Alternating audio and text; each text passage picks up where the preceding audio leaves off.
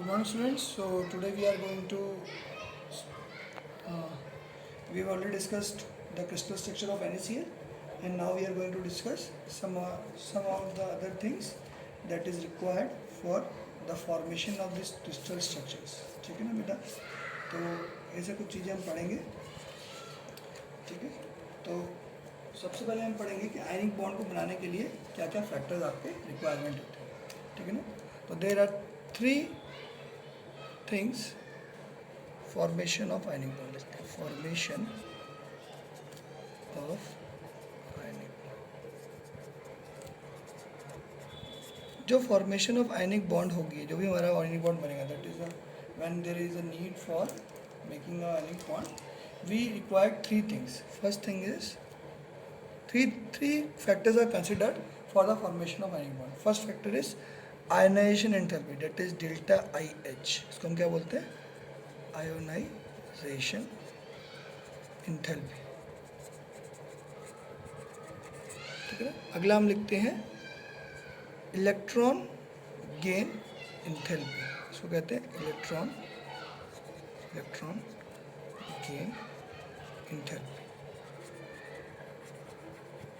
और थर्ड हम लिखते हैं यहाँ पर कौन सी एंथैल्पी? Lattice enthalpy. कौन सी? Lattice enthalpy. इसको डेल्टा लैटिस H भी लिखते हैं. ठीक है ना? ऐसे इन 3 फैक्टर्स पे हमारा आयनिक बॉन्ड जो है डिपेंड करता है. ठीक है. 3 फैक्टर्स पे हमारा आयनिक बॉन्ड डिपेंड कर रहा है. ठीक है. इन 3 फैक्टर्स के बारे में हमें जानना है कि एक्चुअली होते क्या हैं ये फैक्टर्स. जब तक हमें ये नहीं पता चलेगा कि ये फैक्टर्स होते क्या हैं, तब तक हम ये नहीं बता पाएंगे कि बॉन्ड बन रहा है, कैसे बन रहा है, क्यों बन रहा है, और जो एनर्जी रिलीज हो रही है वो क्या होती है. तो सबसे पहले हम बात करते हैं आयनाइजेशन एनर्जी की, कि आयनाइजेशन एनर्जी होती क्या है. तो आयनाइजेशन एनर्जी के बारे में आपको बताता हूँ. द एनर्जी, इसके लिए अगर आप लिखना चाहो तो आप लिख सकते हो, the energy required to ionize 1 mole of a gaseous substance is known as ionization energy of that element per mole. ठीक है ना? of that element per mole. अगर पर मोल के बारे में बात करें, पर मोल के टर्म्स में बात करें, तो 1 मोल जो भी एनर्जी है उसको जब भी हमें क्या कहते हैं, 1 मोल हमें अगर सब्सटेंस को आयनाइज करना है, यानी कि उसमें से उसमें क्या करना है, उसमें से एक इलेक्ट्रॉन को निकालना है. ठीक है ना? तो उसको क्या कहते हैं हम? आयनाइजेशन एनर्जी कहते हैं. तो to lose an electron from an atom in the gaseous state, the energy required for the following is known as ionization energy. तो हमें आयनाइजेशन एनर्जी के बारे में समझ में आ गया कि व्हाट इज आयनाइजेशन एनर्जी. ठीक है ना? नेक्स्ट क्या होती है हमारे पास? अगला है इलेक्ट्रॉन गेन एंथैल्पी. सिमिलरली जैसे आयनाइजेशन एंथैल्पी थी, वैसे ही इलेक्ट्रॉन गेन एंथैल्पी है. इलेक्ट्रॉन गेन एंथैल्पी क्या होती है बेटा? इलेक्ट्रॉन गेन एंथैल्पी वो एंथैल्पी होती है जो कि ये बताती है कि आप एक इलेक्ट्रॉन गेन कराइए. यहाँ पर क्या था? इलेक्ट्रॉन को लूज कराना था. जैसे सोडियम की बात करूँ तो इसमें एनर्जी हमें जो देनी पड़ेगी बहुत कम देनी पड़ेगी, लेकिन हम किसकी बात कर रहे हैं? गैसेस स्टेट की बात कर रहे हैं. यहाँ पर क्या कर रहे हैं? गैसेस स्टेट की बात करते हैं. तो जब हम गैसेस स्टेट में पहले इसको लेके जाएंगे तो हमें कुछ एनर्जी देनी पड़ेगी पहले इसको गैस बनाने के लिए, और उस गैस में बनाने के बाद उसको एनर्जी और देनी पड़ेगी ताकि वो एक इलेक्ट्रॉन लूज़ करे, या हो सकता है वो रेडली एक इलेक्ट्रॉन अपना लूज़ कर दे, उसके पास इतनी एंथैल्पी कम, उसको मतलब एनर्जी ना चाहिए उतनी. इसी सोडियम के केस में तो थोड़ा सा इसको अगर हम हीटअप करके गैसेस फॉर्म में कन्वर्ट कर देते हैं, तो जब ये अपना इलेक्ट्रॉन लूज़ करता है तो ये गैसियस आयन बन जाता है. तो जो गैसियस आयन बनाया हमने, Na पॉजिटिव गैस बनी हमारी, इसको बनाने के लिए जो एनर्जी लगती है उसको क्या कहते हैं हम लोग? Ionization enthalpy. ठीक है ना? इसको कहते हैं आयनाइजेशन एंथैल्पी. ऐसी इलेक्ट्रॉन गेन एंथैल्पी क्या होती है? अगर हम एक इलेक्ट्रॉन दे दें इस गैसियस फॉर्म में, तो एनर्जी जो रिलीज होगी उसको हम कहते हैं, नेगेटिव एनर्जी जो रिलीज होती है उसको हम क्या कहते हैं? Electron gain enthalpy. जितनी ज़्यादा नेगेटिव वैल्यू उतनी ज़्यादा वैल्यू होती है हमारी इलेक्ट्रॉन गेन एंथैल्पी की. हम ये बात करते हैं. तो यहाँ पर भी क्या है बेटा?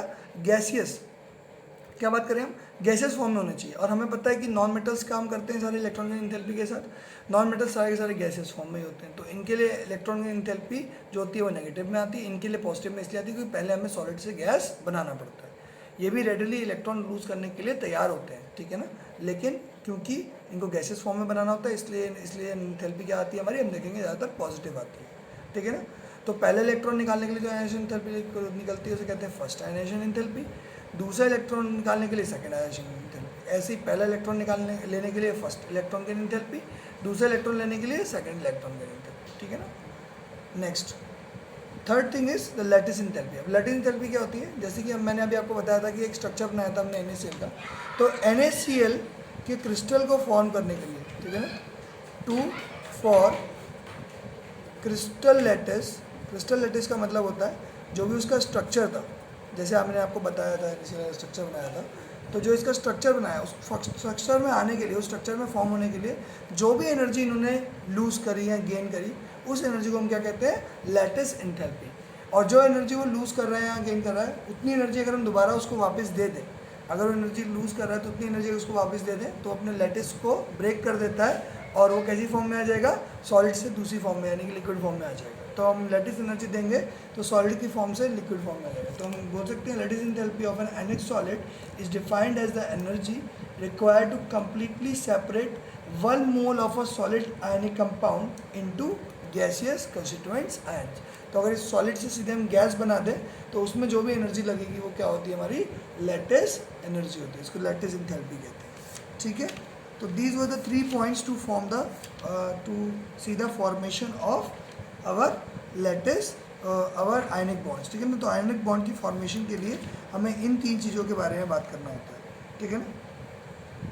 तो जितनी हायर लैटिस एंथैल्पी होगी उतना ही मुश्किल होगा, उस greater will the extent greater will the case of ease of formation of ion. तो जितनी ज़्यादा लैटिस एंथैल्पी होगी उतनी आसानी से हमारा क्या होगा, हमारा NaCl बनेगा, ठीक है ना। तो जितनी ज़्यादा आप एनर्जी रिलीज़ करोगे उतना ईजी होगा उसको बनाना, ठीक है ना।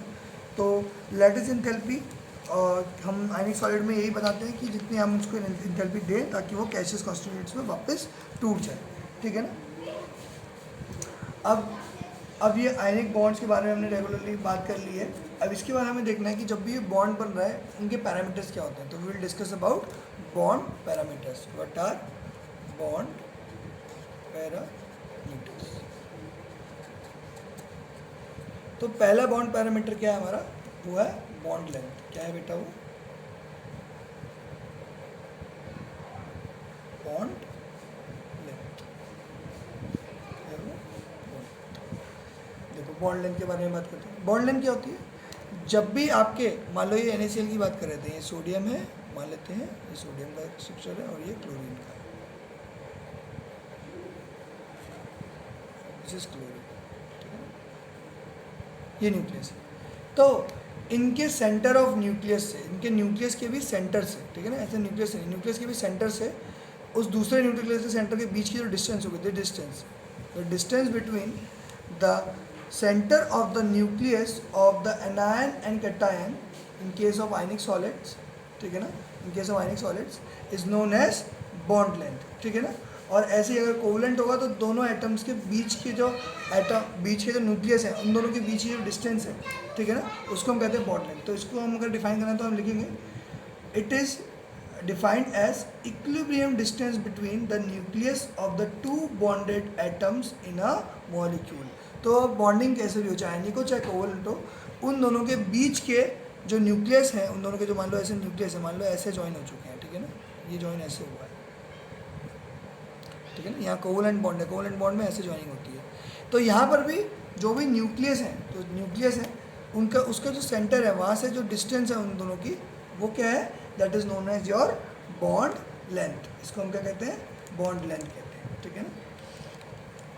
तो रेडियस जो है वो कहाँ से मेजर होता है, वो मेजर होता है हमेशा हमारे न्यूक्लियस के सेंटर से, ठीक है ना।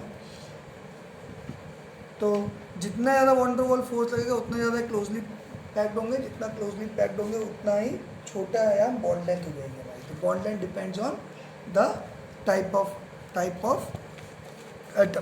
तो बॉन्ड लेंथ 3 चीज़ों पे डिपेंड करती है, बॉन्ड लेंथ हमारी 3 चीज़ों पे डिपेंड करती है, ठीक है ना। सबसे पहली चीज़ होती है कि हमारी what is the size of atom. पहला डिपेंड, बॉन्ड लेंथ बड़ी होगी छोटी होगी, कैसे बढ़ेगी, साइज ऑफ एटम्स बॉन्डेड, ठीक है ना। तो हम लिख सकते हैं as the size of atoms bonded atoms increases the bond length increases, पहली चीज़।